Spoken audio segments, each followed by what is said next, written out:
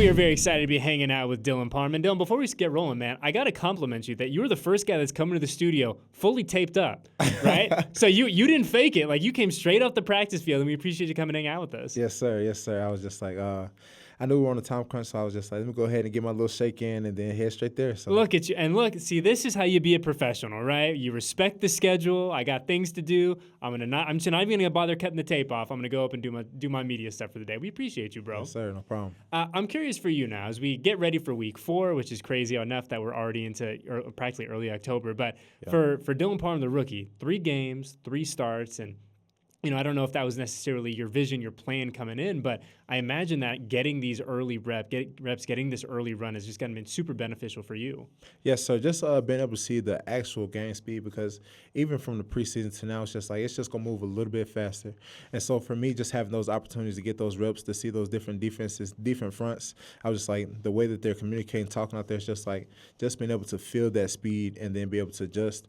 It's definitely been able to help me the past 3 weeks. And so just taking it day by day and then continuing to get out there and see different fronts and different defenses as we continue to move forward is going to continue to help. And it's not like you were just getting reps. You're getting reps in a variety of positions, right? And I think that's one thing that Dave and Josh talked about they really liked about you coming out in the draft process is you had the ability to be a dude that was versatile, that could play multiple spots. But to see it in practice this early, I mean, like, do you have to pinch yourself like, man, it has been a crazy month to my first NFL season? I'll say that it has been a little crazy for me. And so just each and every day for me, I come in having the mindset to be able to just learn each of those positions. So at the beginning of the week, each week, I just go in the mindset that I can play any of those positions when it comes down to it on Sunday. And so I'll have the mindset of left guard. I'll be going through each and every play. And then for center, I'll make sure that I have each call ready so that if I have to be vocal out there during that week, then I'm ready for that. And then at right guard, I'm just happening to flip everything from left to right. And so just making sure I go through as many times and repeat it in my head and then watching film and then flipping it in my head as many times as I can so that when I go out there for practice, because I'm going to flip it practice as well, it's just like I'm making sure that it's fluent. Is it hard for a rookie, a guy who's really young in his career, to have to be vocal as the center sometimes? I don't think so. Is it a challenge, maybe? I would say during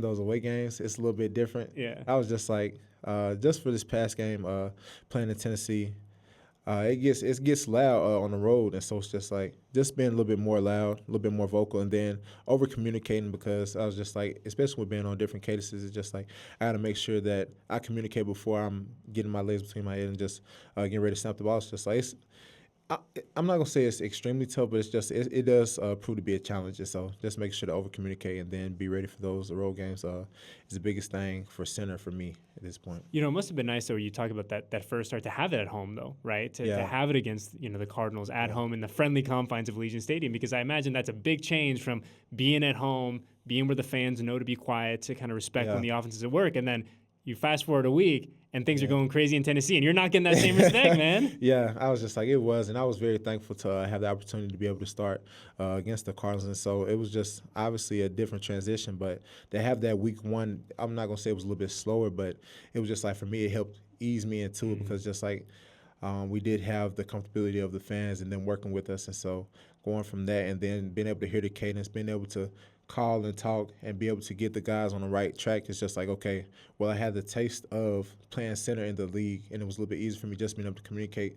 And so now it's like next week, it's just like, okay, this is just going to be the little difference that you have to make at the position. How much does it help having Derek under center, just a dude who's been in the league for almost a decade, who's seen everything, who's experienced almost any type of scenario that you could throw at him? I imagine for a dude in your position, it's be like, all right, like, I know it's crazy, but at least I got 4 behind me to kind of help me out when I need it. Yeah, like I'm going to joke about it, but even in the game this past week, he was just like, hey, we're here. And I look back and like, all right, we're good. Like, he'll make it so simple for me. So it's just like just having a vocal quarterback who's just making sure that he has the guys on the right track. And obviously, to protect him at a high level, we need to be able to understand and be on the same page. But he makes it so simple. It's like, okay, we're going here. I want you to go here. It's just that simple. So it's just like, okay, that's where we're going. So he just puts us on the right track a lot of times, especially when we're trying to move fast and we're playing with a little bit of speed. He just makes it so easy just communicating, okay, this is where the mic is. This is where the point is this play.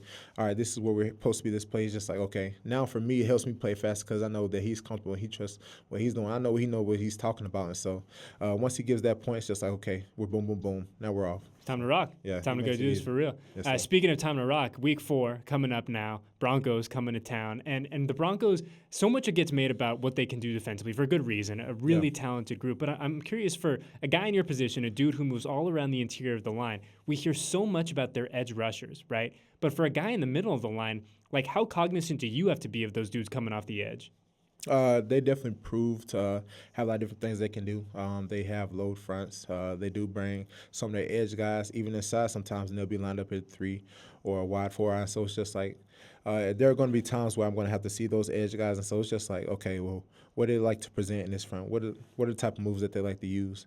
And then from there, just trying to see how many different rushes they bring out of those tighter formations. So it's just like, for me, I like to study them a little bit because obviously I'm not going to have the same amount of reps against them as those tackles are. But it's just like there are going to be opportunities where I'm going to have to go against those guys. So just making sure that I see their rushes so that when it does come down to they move inside a little bit, that I have the opportunity to be able to play at a high level. You know, what do you think, and this might be a question to ask you in like 10 years or 20 years, right, when you're done playing offensive lineman in the NFL, but what do you think like the biggest difference is between just the guys coming off the edge and then some of those like interior type dudes, like the Aaron Donald types of guys? Like, what do you think is like the biggest difference between the edge guys and the guys coming up the middle?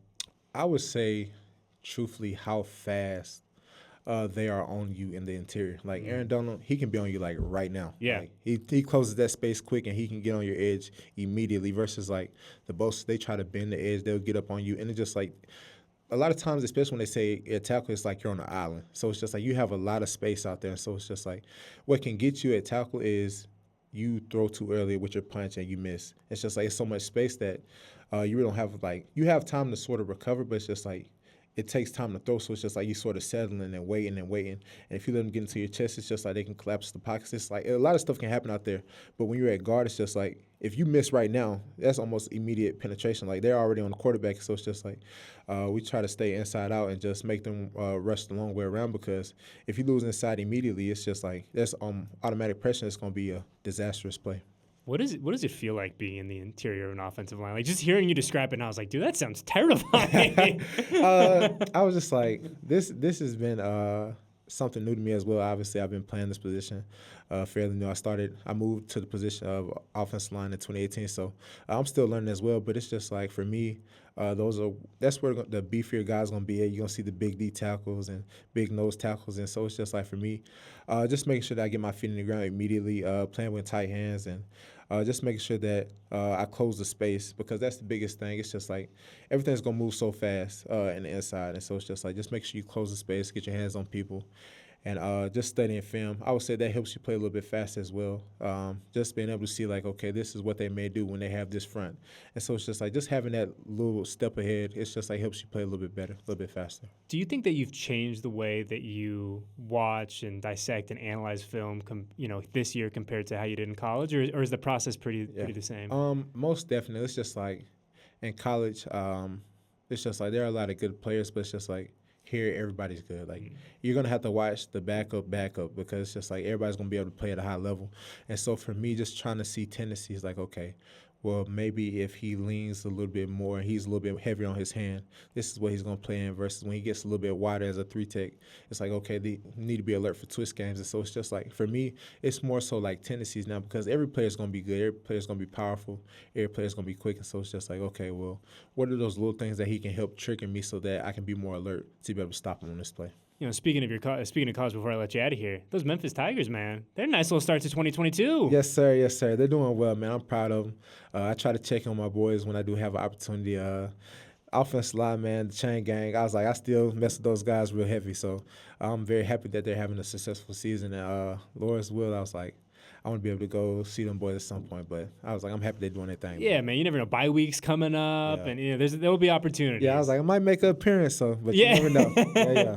Keep them on their toes, right? Yes, sir. Keep them on their toes. Well, dude, I appreciate you coming up, and we can show off the hands fully taped, ready to go. Yes, sir. Being a good rookie, being a good pro, understanding, hey, I'm going to stick to the schedule today. I'm going to get up there. I'm going to do my thing. And we got to make sure we get you back down in time. I don't want you to be late. I don't want Coach to get mad at me. That's the last thing I need right now. So, hey, man, good luck on Sunday. It was so great to catch up with you again. We'll talk to you soon, all right, bro? Appreciate it. Yes, sir. Yeah, have a good one.